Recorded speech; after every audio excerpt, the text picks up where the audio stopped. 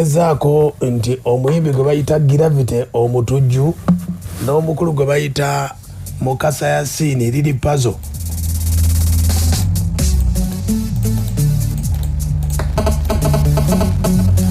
babayise olunaku olwajja okwennyonnyolako ensonga ez'enjawulo.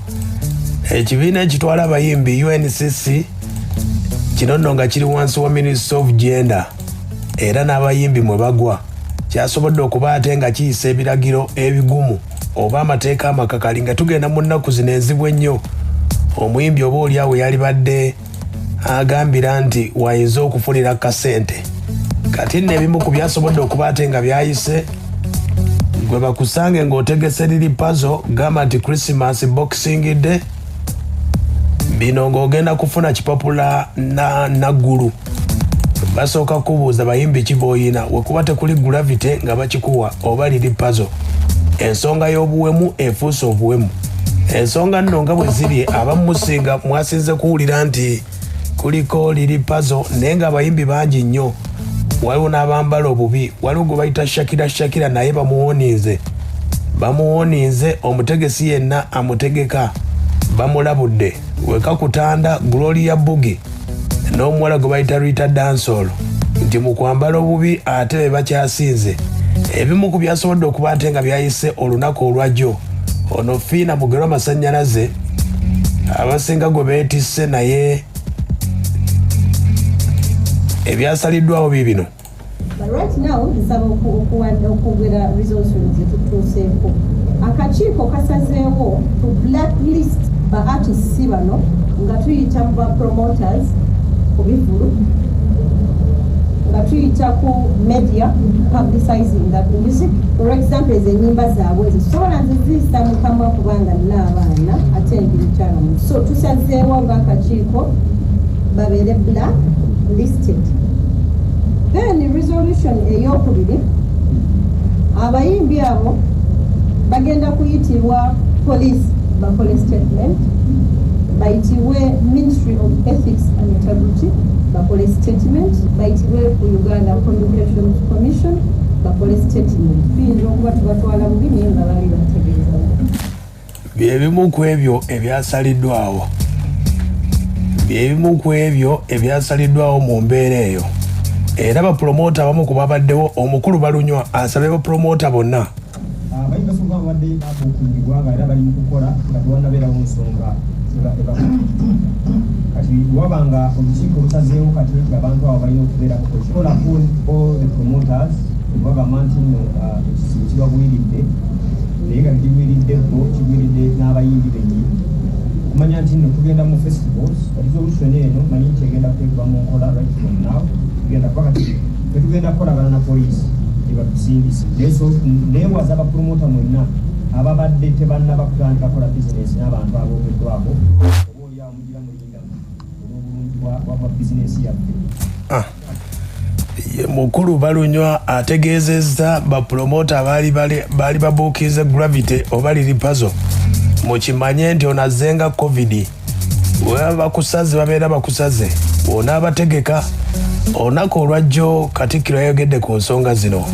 Omukulu Rodfred Ssebatadde agenze okukiika embuga eyo era Katikkiro alina obubaka bwesobodde okuba ate ng'alabula ku bayimbi abeegulidde erinnya.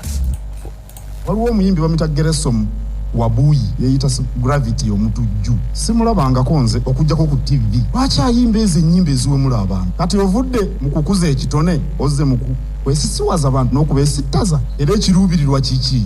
Kufuna tutumu. Abantu bayinza okukubira endulu bwewemula naye we bikoma kubanga ekikula amangu era kifa mangu. Singa Fred Sebata yali atuwemula emyaka 4 egiyise teri muntu ayinza kumwesembereza. Ate ne bw'oyagala kwogera bikusike osobola okubyogera. Abo abateekeddwa obitegera ne babitegeera naye nga togambye mwana nti wano vaawo genda.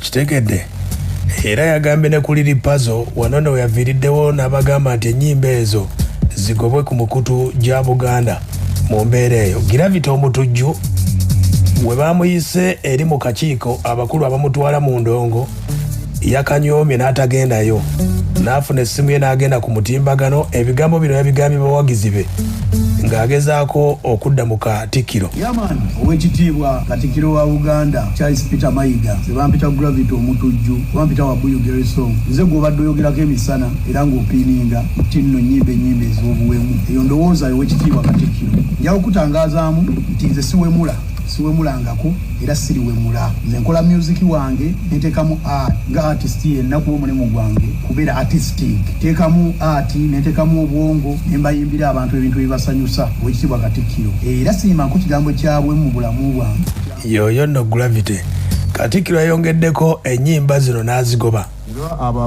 Oyo Gravity omutujju mwabakola ku BBS ennyimba ze saagala kuziwulira BBS ne mu aba radio saagala kuziwulira bw'anaaluzannya gwe njokunenya.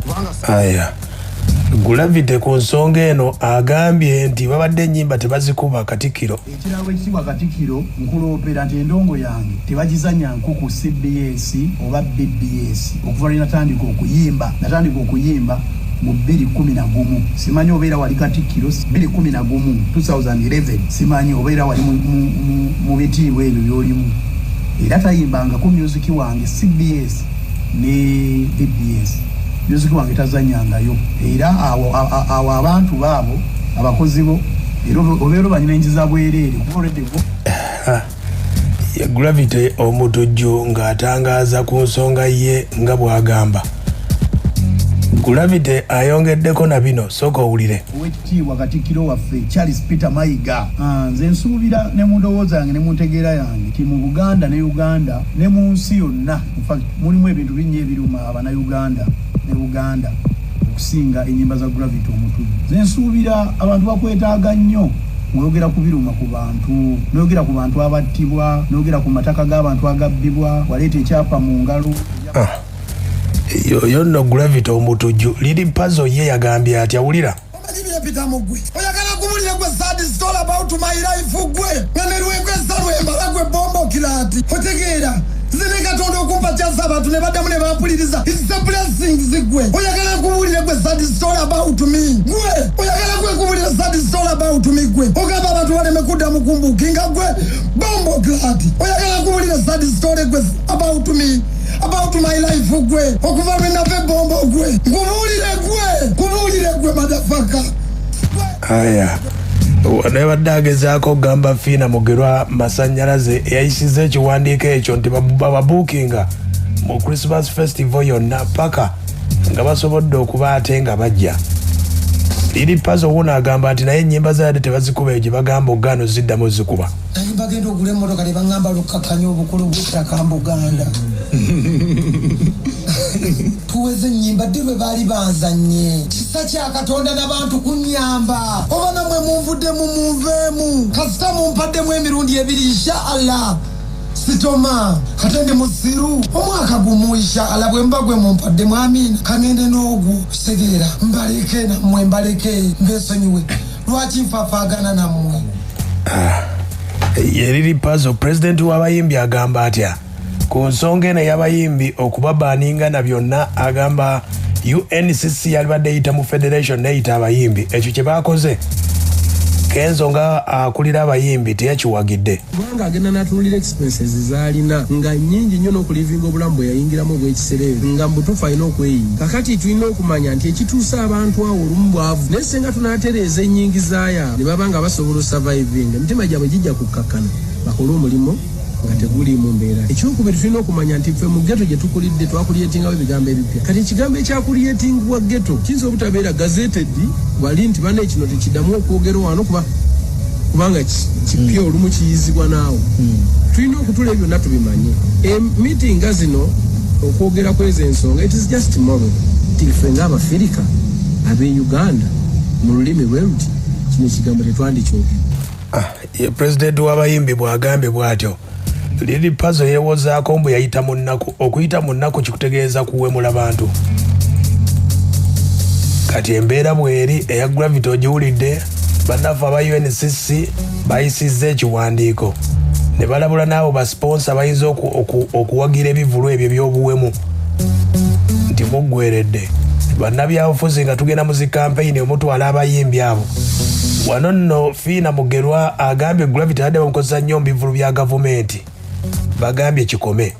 tulabye ekigambo omwana mulenzi ng'atambula ali posted by the government actually top ayimba ne ku mikolo egya president emisana tuku kati bwe tuba twogera nogejja president yayimbayo tuba so eyo tusaba tupulinge down the government should also look into that akakiiko kasazeewo ekyo kikome tulina resolution endala poliisi tusaba poliisi teddamu ku clearinga shows eziriko abayimbi abali blacklisted tujja gendanga tu blacklistinga abantu nti leero ono kino kasita abeera blacklisted poliisi egenda kubeera updated nti abo promota yenna aleeta show nga kuliko abantu abo tobeera tebakuwa permission